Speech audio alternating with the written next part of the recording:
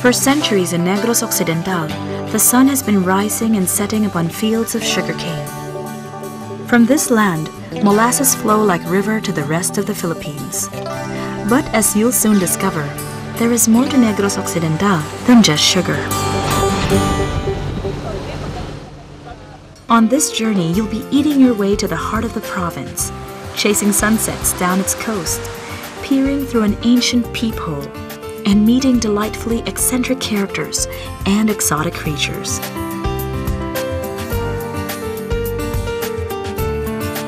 Only 1 hour from Manila by air, Negros Occidental is the northwestern half of Negros Island in the western Visayas region.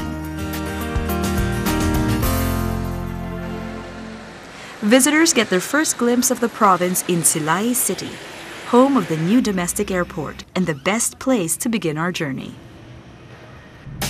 30 minutes north of the capital Bacolod City, Sallay enjoys the privilege of being the artistic and cultural hub of the region.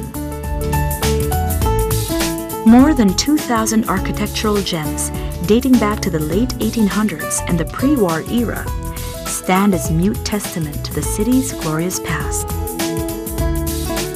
A past that was built on the cunning of sugar barons and the sweat of hacienda workers. One of these enduring structures is the Manuel Severino Hofilenya Heritage House.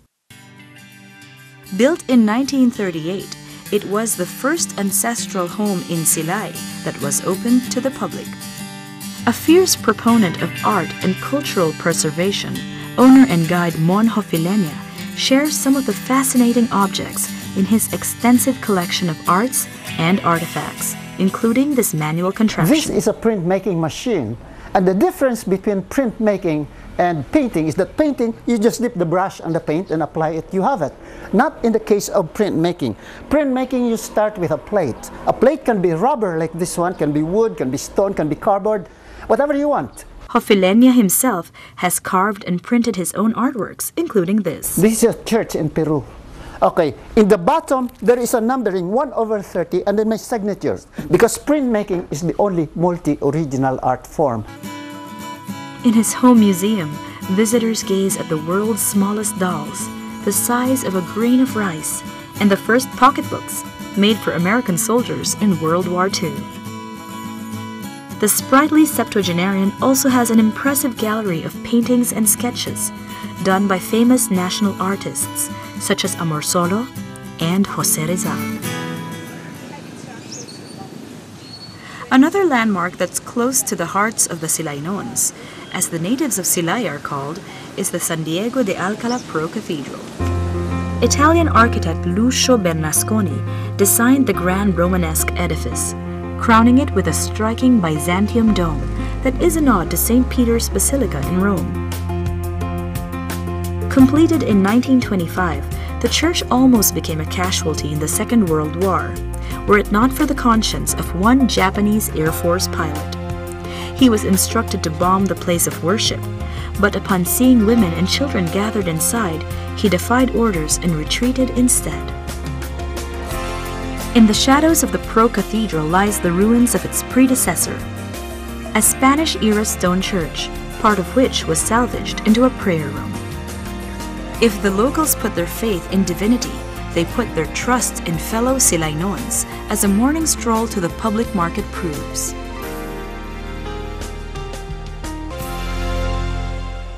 Here, a row of merchants display their wares, freshly cooked native delicacies, and meals wrapped in plastic bags, all waiting for ambulant vendors to pick up and sell across the city.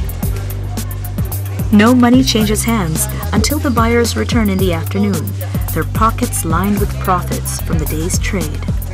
It's a system that has been around for decades, one that cranks the gears of commerce along Calle Carajo. If the sight of all that food has merely whetted your appetite, then head over to the bake shop that helped place Sallay on Negros Island's gastronomic map. El Ejal is virtually an institution, one that has weathered the changing times since it opened its doors in 1920. Through it all, it remains committed to creating delicious pastries for discerning sweet buds.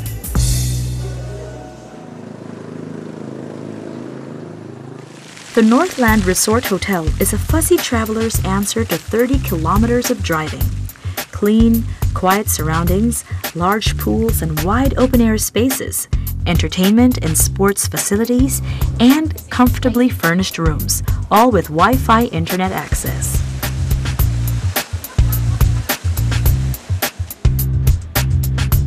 You won't find Sagay on the itinerary of most tourists visiting Negros. It's unfortunate because this has a small town atmosphere and a big heart, especially when it comes to marine conservation. 32,000 hectares of its territorial waters are designated as protected area. Part of the marine reserve is the Carbin Reef, a 20-minute boat ride from Old Sagay Port. The reef is also known for its huge sandbar, a glistening oasis of nothing but sand, bamboo huts, and a rescue tower. You can kick back and laze the day away, or hire one of the members of Buhay Dagat Snorkeling Guide of Sagay Association for an unforgettable snorkeling experience.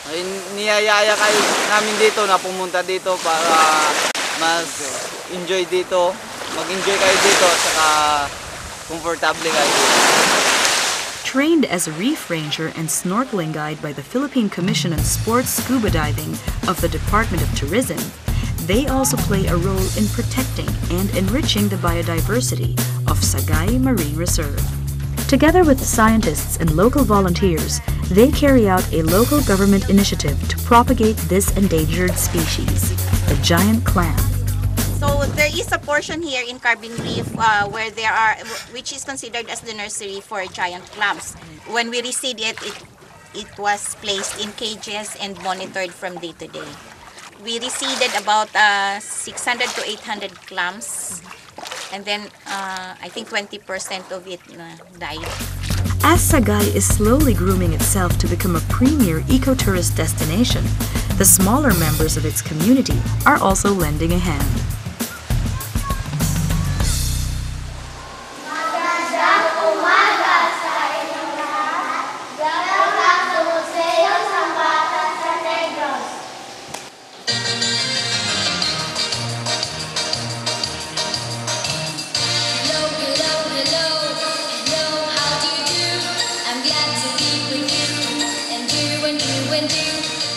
At the Museo Sang Bata sa Negros, 8 to 12-year-old kids serve as junior guides in the country's first hands-on and interactive children's marine museum outside of Metro Manila. My name is John Red. This area is all about shark. This is the hammerhead shark and the nurse shark. Did you know that the biggest fish in the world is the whale shark? They grow 40 meters long. The museum also taps into the boundless curiosity and creativity of children, using play as a tool for learning. Here, next to a large collection of dolls representing different countries, kids and the young at heart are encouraged to pick up toys, books, musical instruments, and curios from all over the world.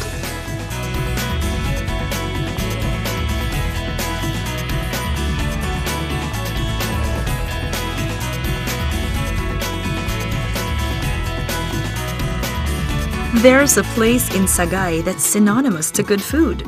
Enting's Special of Sagay, a restaurant that serves up the freshest harvests from the sea.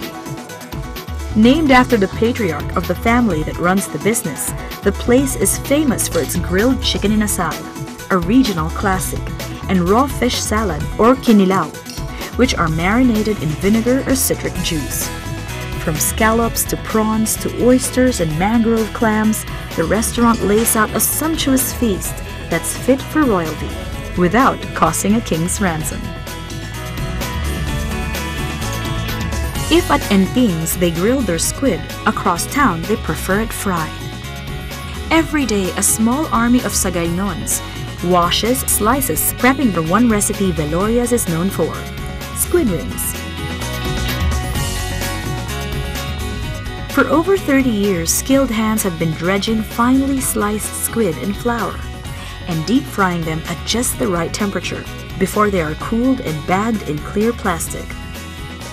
Veloria's crispy and convenient alternative to calamares has found its way to major cities in the province, including Bacolod. Here in the capital, the Ilonggo's fondness for seafood leads them to this famous local haunt. At Paula Paula, customers choose from a wide selection of freshly caught produce before they're brought to the kitchen and cooked the way patrons want them. If you're tired of dining on anything with fins and shells, then it's time to head over to Bob's, a hometown favorite that serves lip-smacking comfort food Ilonggo style. Best chased down with a refreshing glass of Bob's very own fruit punch, a delightful concoction of the freshest tropical picks of the season. Time to burn off those calories at one of the leading fairways in the region, the Negros Occidental Golf and Country Club. Enjoy the view of rolling hills and the cool mountain winds as you swing your way through the 18-hole course, tucked in the northern edge of Bacolod. But if golf is not your thing, you might consider taking a walk on the wild side and meet new friends along the way, such as this fellow. The Visayan leopard cat and 15 other species live here in the Negros Forests and Ecological Foundation. The foundation is at the forefront of biodiversity conservation, protecting vulnerable and endangered species like the Philippine cockatoo and the Visayan warty pig. It has also successfully bred in captivity the Visayan spotted deer and the Visayan hornbill. This is as close as you can get to nature, and it's right in the heart of the capital. Before leaving Bacolod, indulge in some retail therapy at a place that brings together the island's finest products. In the showroom run by the Association of Negros Producers, or ANP, you'll find everything from handicrafts, jewelry, bags, and clothes to home accessories and furniture. The non-profit organization was born out of the 1980s sugar crisis, which had crippled a province that relied on a monocrop industry. Since then, ANP has been harnessing the entrepreneurial spirit in small to medium-scale companies. A third of its members now export to the United States and Europe.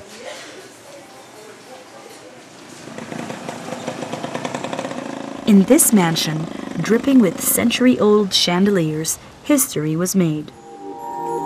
In 1938, Commonwealth President Manuel Quezon signed the charter granting cityhood to Bacolod. Sitting with him were Vice President Sergio Osmeña and Enrica Dical, the matriarch of a prominent clan that once resided in this ancestral home in Sallay City. About 15 minutes ride from the capital, Balay ni Tana Dicam is a well-preserved bahay na bato or stone house that was typical of the late Spanish era. Built in 1883, the two-story building owned by the Lizareses, a family of sugar hacienderos, is now transformed into a lifestyle museum. Get ready to be swept back in time to a genteel period where horse-drawn carriages drop guests off the front door, and an orchestra stationed above the Molave stairs played every single day. The 18-room mansion still contains many of the original furnishing, such as Capiz shell windows, a vanity table, and a rusty sewing machine.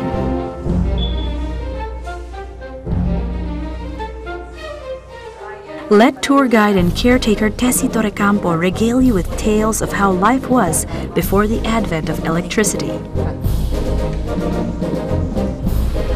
and how the owners surreptitiously check on their laborers in the workroom below. A secret peephole, a prayer room, and a bedroom with a hidden passage. Every object and every room in this magnificent house has a story to tell. A story for someone who's ready to listen. If you're staying at Talisay, why not spend the night somewhere out of the ordinary, like this mud house? From the outside, it's an unremarkable shack, but inside, it's an intimate cocoon of flowing curves and whimsy.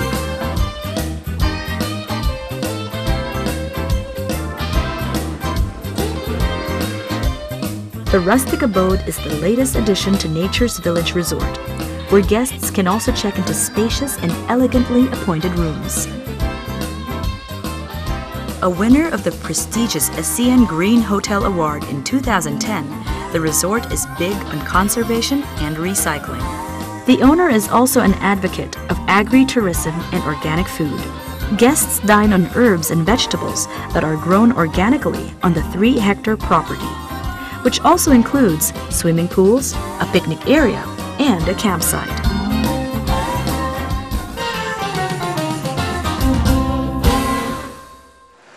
"32 kilometers from Bacolod, raging waters tumble over rocky cliffs, creating 7 waterfalls that lure hikers up an increasingly treacherous path.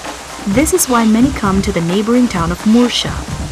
The popular Mulakala Resort is Negros Occidental's largest playground for nature lovers and adventurers. Hang on tight as you traverse a series of hanging bridges high up on the lush forest canopy. Conquer your fears as you scale up a wall and fly down a zipline.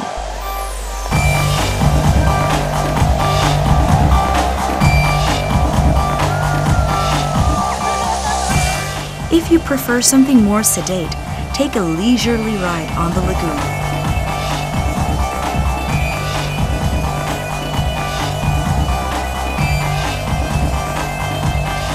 Then soothe those sore muscles with a soothing therapeutic dip in the sulfur pool. This and many more make Mulakala an ideal getaway for family and friends. The all-inclusive resort also offers several types of accommodation to fit different budgets. Deep in the northern hinterlands, mountains towering over the town of Don Salvador Benedicto. Don Salvador Benedicto lies on the eastern border of Murcia. High altitude and vast hectares of public forests, covering almost 70% of the total land, have endowed the town with a cool climate, flowers of different hues and towering pine trees, and consequently the title of summer capital of Negros Occidental. The youngest town in the province, its biggest tourist draw, is the Malatan-Og Falls. The 120-foot-tall attraction has been dubbed as Cigarette Falls for the narrow column of water it generates.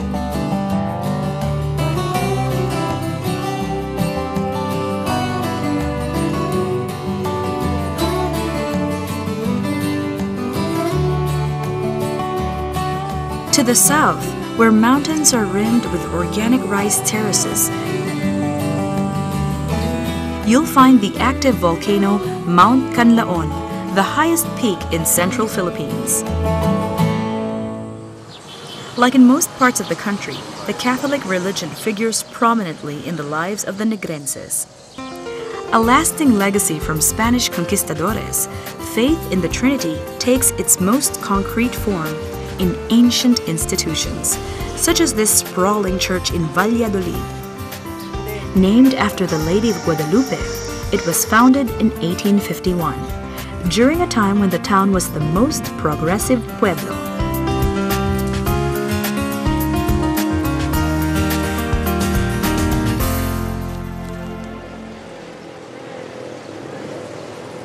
At Hinigaran, it is the Santa Maria Magdalena parish that ties the local community. Built in 1881, the church was erected through a system of forced labor that required the faithful to render 15 days of service. 5 bells, some dating back to the 1800s, once rang from the belfry, now rest in the courtyard. Before leaving Hinigaran, swing by the town's famous pastry shop. Mila's Royal Bibingka attracts locals and hungry travelers like bees to honey. Its signature bibingka, rice cake topped with grated cheese and coconut meat, is a moist and fluffy treat that melts in your mouth. As you travel farther south, the skies open up and meld with the sea.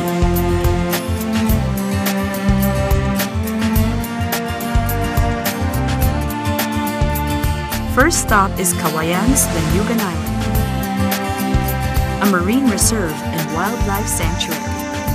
Its forest, mangrove areas, and lagoons are home to hundreds of species, including the black-tipped sharks. The entire island, as well as this colony of fruit bats, is under the stewardship of the Philippine Reef and Rainforest Conservation Foundation. To protect the delicate eco-balance, the number of visitors per day is limited. The island also serves as an open classroom for young kids to learn more about the environment and the importance of conservation.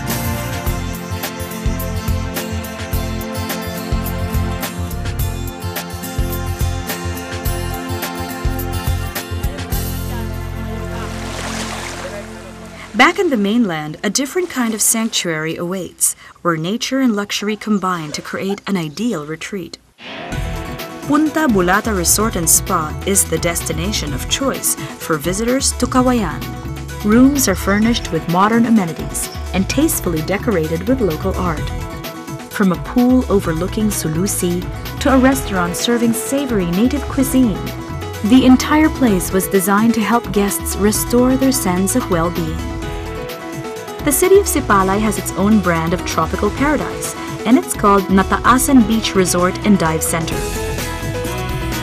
Nestled on the pristine Punta Balyo Beach, intimate bamboo bungalows awashed in rich earthy tones exude a rustic appeal, without sacrificing the comforts of modern living. Near the pool, a restaurant with a full-service bar lets you take your fill, while drinking in the view. Dine al fresco, and settle in for an easy day at the veranda, or hop on a motorboat to Campo Manes Bay. The 10-minute ride takes you to limestone cliffs, soaring over waters that hide a treasure trove of corals and sunken World War II ships. For accommodations in downtown Sallay, check into Sallay Suites, a convenient and comfortable alternative for budget travelers. Your final stop is the southernmost town of Hinobaan. Once a coastal jungle that deterred Spanish invasion, it is now home to a string of resorts with names like Brazzaville and Happy Valley.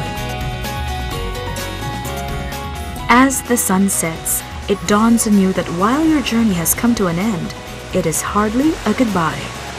When wanderlust calls, you know you'll come back to Negros Occidental, where life is sweet in more ways than one.